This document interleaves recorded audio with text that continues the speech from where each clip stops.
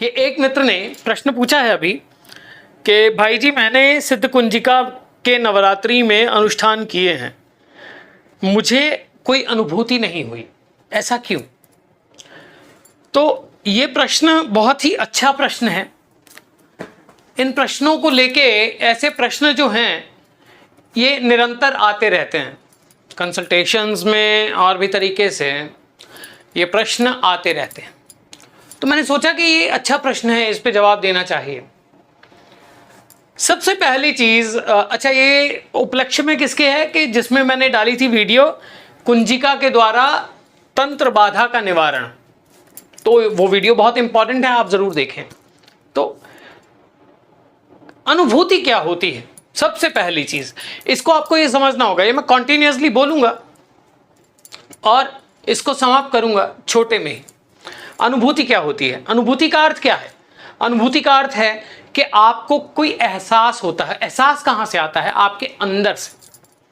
आपके अंदर जिस प्रकार के रस क्रिएट होंगे, जब आप सही लय में साधना करेंगे, जब आप सही एनर्जी में, एम्बायंस में साधना करेंगे, तो आपको कुछ अनुभूतियां होती हैं। आपकी अपनी ही डायमेंशंस राइज होती हैं, अपनी ही फ्रीक्वेंसीज राइज होती हैं। आपको समझना क्या है इसमें? सबसे पहली चीज, हमारे अंदर बहुत सारे संस्कार पहले से भरे होते हैं। मैंने पहले भी ये बात कही है कि कुछ मित्र बहुत जल्दी से किसी साधना को करते हैं और उसके बाद में अचानक से वो सोचते हैं कि इसमें अनुभूति नहीं हो रही, हम दूसरी पकड़ लें। परंतु रियलिटी ये है कि अनुभूति होने का कारण रेगुलेंस है, आप रेगुलेशन है। आपने नवरात्र में किया, क्या आप दैनिक रूप से उसका जाप करते थे या पाठ करते थे? किसी भी हमने कोई कार्य सिद्धि पकड़ ली, हमने कोई भी ऐसा जप पकड़ लिया जिससे हम कहते हैं कि 1.25 लाख जपूंगा। 1.25 लाख जपने के बाद में ऐसा नहीं है कि 1.25 लाख तो केवल तैयारी है उसकी। सबसे पहले हमारे अंदर किस प्रकार के संस्कार भरे हुए हैं, किस प्रकार, देखिए एक चीज समझिए, हम सुनते हैं, मैंने ये बहुत लंबा चौड़ा दुर्गा सप्तशती में बोला है कि हमारी स्मृतियां निर्माण कैसे होती हैं। हमारे अंदर का जो सबकॉन्शियस का जो अंदर विचार का जो खाता भरा हुआ है, अंदर एक थैली भरी हुई है संस्कारों की, और उसी प्रकार से बहुत सारी चीजें ऐसी हैं जो हमारे अंदर निरंतर हम भरते जा रहे हैं। हमारा सबकॉन्शियस माइंड रिकॉर्डर है। और साधना जब हम करते हैं तो हम एक विचार लेके करते हैं, इसीलिए संकल्प लेते हैं। अब जब हम साधना करते हैं, जैसे आपके अंदर जो संस्कार हैं वो धीरे धीरे क्लेंज होते हैं। जब आप कोई भी साधना करते हैं तो आपकी क्लेंजिंग होती है। सबसे पहले क्लेंजिंग होती है। जैसे मैं पहले भी बोल चुका हूं इसके बारे में कि पहले जाप, फिर ध्यान, फिर स्नान। ठीक, तो ये जो अनुभूति काइंड ऑफ थिंग है ना, ये स्नान से ही संबंधित है। आप उस ऊर्जा के उस परिप्रेक्ष्य में, उस सरकमफ्रेंस में आप आ गए हैं, आप अंदर को डिकोड कर पाए हैं, तभी आप बाहर की फ्रीक्वेंसी से टच कर पाते हैं। अब ये किसी व्यक्ति के साथ में बहुत जल्दी हो जाता है, किसी व्यक्ति के साथ में थोड़ा लेट होता है। डिपेंड करता है कि आपने जिससे ये समझा है, क्या वो इतना योग्य गुरु था जो अनुभूति की जगह पे आपको लेके जा सके, या फिर गुरु को भी छोड़िए, आप उस जगह आप मन में संशय रख के उस साधना को कर रहे हैं, या फिर आप अपने मन में विश्वास रख के कर रहे हैं। अनुभूति तभी हो पाती है जब आप पूरी तरह अपने अंदर एकात्म को प्राप्त कर पाते हैं। जो एकात्म आपने प्राप्त कर लिया, आप स्वयं में निहित हो गए, आपकी माइंड, बॉडी एंड सोल ये एक अलाइन हो गई। आप जिस भी साधना की ओर जा रहे हैं पूरी तरह से उसमें समर्पित हो गए। ठीक, यहां माफ कीजिएगा, मैं ये नहीं कह रहा कि ये साधक जिन्होंने मेरे साथ ये प्रश्न किया ये ऐसा करते होंगे, पर मैं जनरल परिप्रेक्ष्य की बात कर रहा हूं। होता क्या है, हम जैसे ही साधना से उठते हैं, पहले तो साधना में आने की भी एक तैयारी होती है। जब आप साधना में आते हैं, यानी दैनिक साधना में आप कोई अनुष्ठान कर रहे हैं, अनुष्ठान में स्पेशली बोला जाता है कि आप बाहर की जो फ्रीक्वेंसीज हैं, किसी के बारे में ज्यादा ना सोचें, किसी के बारे में आप उस ध्यान, उस मनन में रहें, आप उस फ्रीक्वेंसी के रेगुलर टच में रहें, आप अपने इष्ट को स्मरण करते रहें, ठीक, और वही एनर्जी आप अट्रैक्ट करते हो। अब होता क्या है कि व्हाट्सएप, चिट चैट, ठीक है, या फिर अरे मैं चल रहा हूं 10 मिनट, मेरे से बैठा ही नहीं जा रहा। अनुभूति तब हो पाती है जब आपके मन में ऊहापोह उठ के उसके बाद शांति आती है।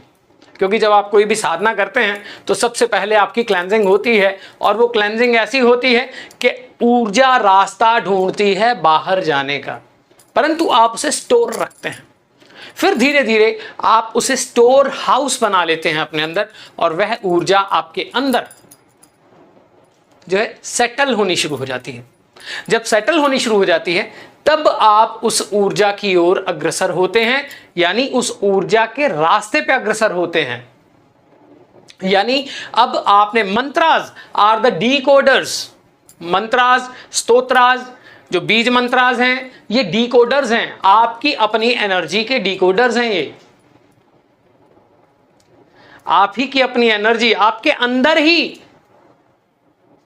ब्रह्मांडीय ऊर्जा छुपी हुई है, आप ही के अंदर वह ऊर्जा छुपी हुई है जो कि आपको अनंत की यात्रा पर लेके जाती है। आप कोई भी साधना करते हैं उसकी अनुभूति आपको तभी होती है जब आप पूरी तरह से उस फ्रीक्वेंसी के टच में आ जाते हैं। और टच में कैसे आते हैं? आप पूरी तरह अपने आप को समर्पित कर देते हैं उस ऊर्जा की ओर। और यदि आप कुछ देर से अनुष्ठान कर रहे हैं, आपको अनुभूति नहीं हो रही है, तो उस पथ को छोड़े नहीं, आप करते रहें, आप करते रहें। आपका ऑरा अपने आप इतना विशाल होगा कि उस फ्रीक्वेंसी के टच में आएगा। और अनुभूति के भी अपने अपने, जो अनुभूति है उसके भी अपने अपने पैरामीटर्स हैं। कुछ व्यक्ति अनुभूति इस प्रकार से प्राप्त करते हैं कि उनके अंदर वह दिव्यता उत्पन्न हो जाए। कुछ व्यक्ति उसको अनुभूति मानते हैं कि कोई साउंड उन्हें सुनाई देनी शुरू हो जाए। कुछ व्यक्ति दर्शन की तरफ चलते हैं। अब जिसका जितना बड़ा एम है उसे उतनी ही मेहनत करनी पड़ती है, ठीक। और अनुभूतियां, ऐसा कभी नहीं होता कि अनुभूतियां नहीं होती हैं, हम उन अनुभूतियों को पकड़ नहीं पाते हैं। कैसे? मैं जब साधना करता था तब मेरे गुरुजी कहते थे कि जब साधक हो जाओ ना तो आंख, कान और नाक तीनों खुले रखो, यानी आप चैतन्य हो जाओ, आपकी चेतना जागृत हो जाए। आपको कोई पता नहीं कि जिस इष्ट को आप मानते हो वो किस रूप में आपको आके अपना संकेत दे दे।